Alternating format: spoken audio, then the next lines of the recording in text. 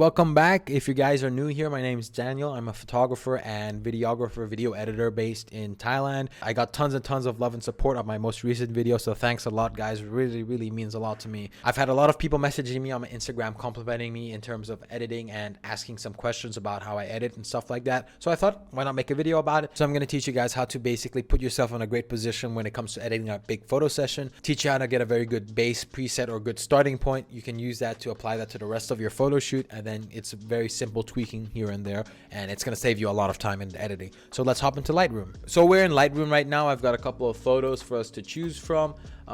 We're going to start out editing with this one because this actually has the most kind of variation of colors. For example, reds are a really big thing.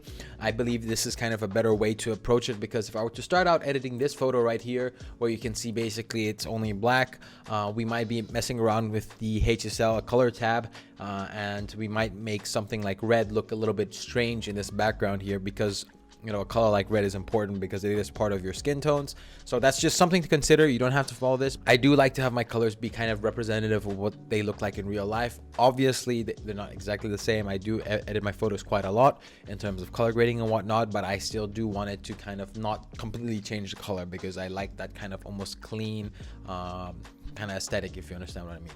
So with portraits, the biggest thing is always making sure that the model or subject kind of pops, especially the skin tones.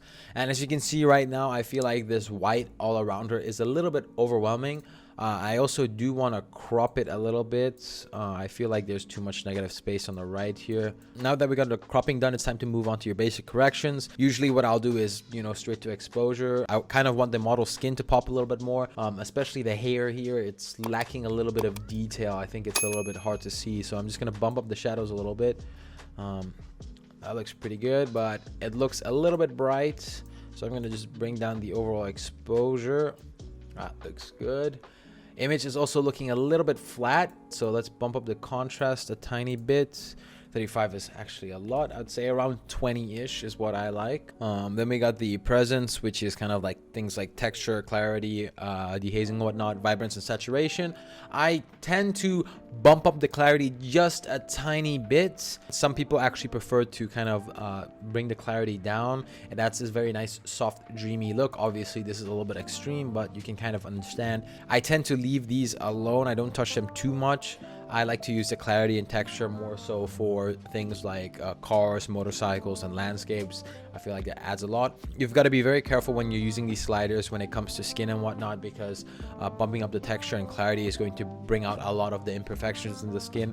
So for the curves, you kind of just base it off the picture. Most standard thing is a slight S curve. That's what I like. I also like to bring the blacks or crush the blacks just a tiny bit, not too much. So for camera calibration, I do like to kind of push up the reds a little bit and to the positive side, plus 15-ish, greens as well. Let's do plus 15, and then blue minus 15.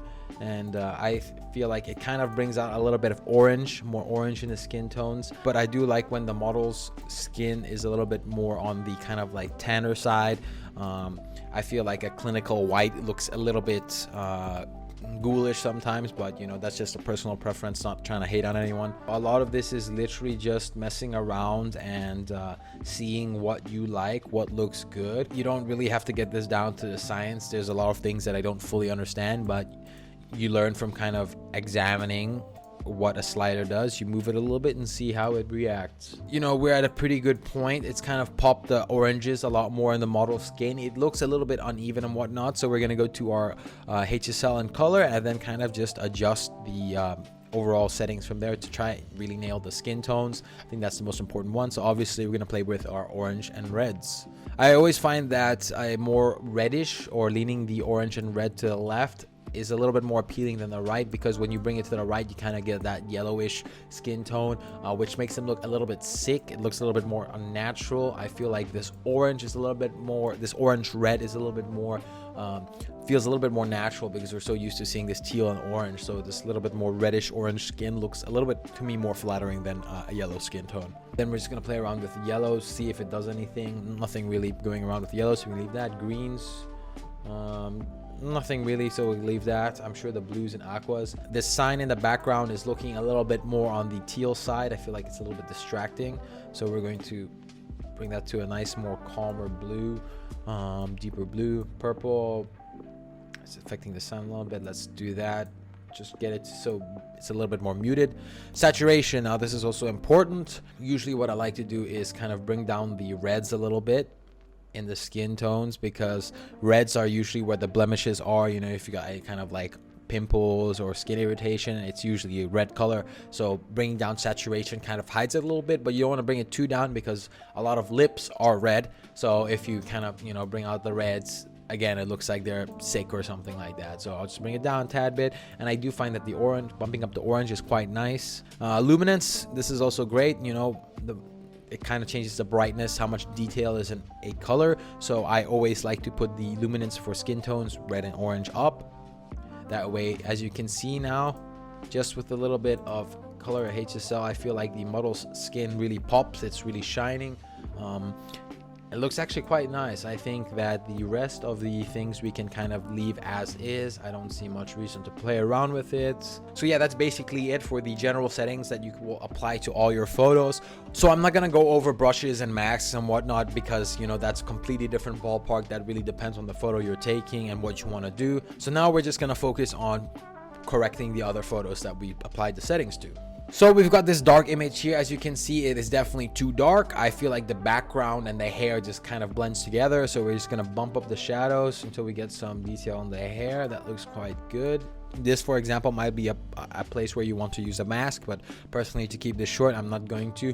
I'm just gonna show you. Okay, overall, I feel like, you know, the skin tones look quite consistent. That's whenever you're editing between different photos at different locations and whatnot, you always want to check to make sure consistency looks good.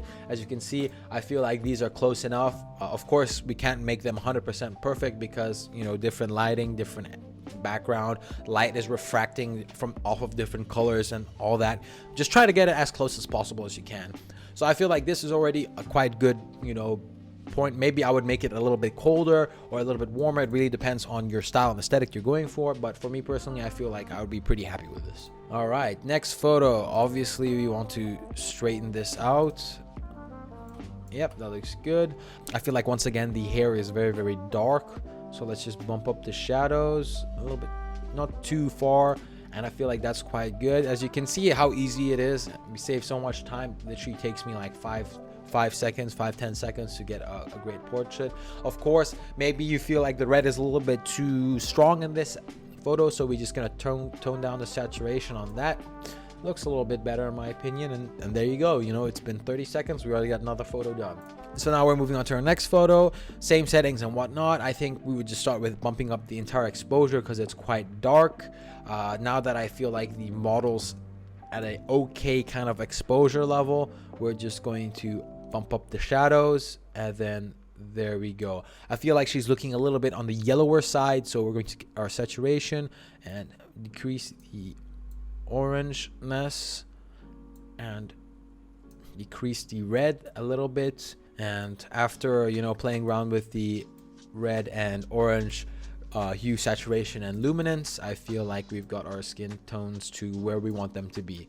So yeah, don't be afraid to mess around with all these settings. You know, just play around. The more you play around with it, the better understanding you're gonna get. And of course, maybe you might accidentally make something that you really, really like. There's literally no downsides. So we're done with this photo. Time to move on to the next photo. And actually what I'm going to do is copy these settings onto the next photo because they were taken at the same place, just different angles and different timing. So I feel like it's going to be a better starting point for us. So now that I've got the settings there, you can see that the before and after, definitely I feel like it looks a little bit better and a little bit less work to be done. First thing as well, exposure. So let's bring the exposure up. There we go. And overall, I feel like this is already quite good. As you can see, let's go through some before and afters on all of these. That's the before, that's the after. That's the before, that's the after. Wow, that's a huge difference. Before and after. Before and after. And then here, last one. Before and after. I mean, there's still a lot more that could be done. You know, we can do some skin retouching, color grading and whatnot, masks, but this is just a kind of quick tutorial on how I get a very good basis to start editing entire shoot. So let me know if this helped you out at all in the comments down below. I would really appreciate a like, subscribe. Let me know what you would like to see next. I've been getting tons of love and messages on Instagram and on YouTube, so I really appreciate it, guys. Thank you so much. And if you're into taking photos of cars or motorcycles at all, I've got a video coming out soon with some tips specifically for motorcycles, but it does apply to cars, so stick around for that, and I'll see you guys around.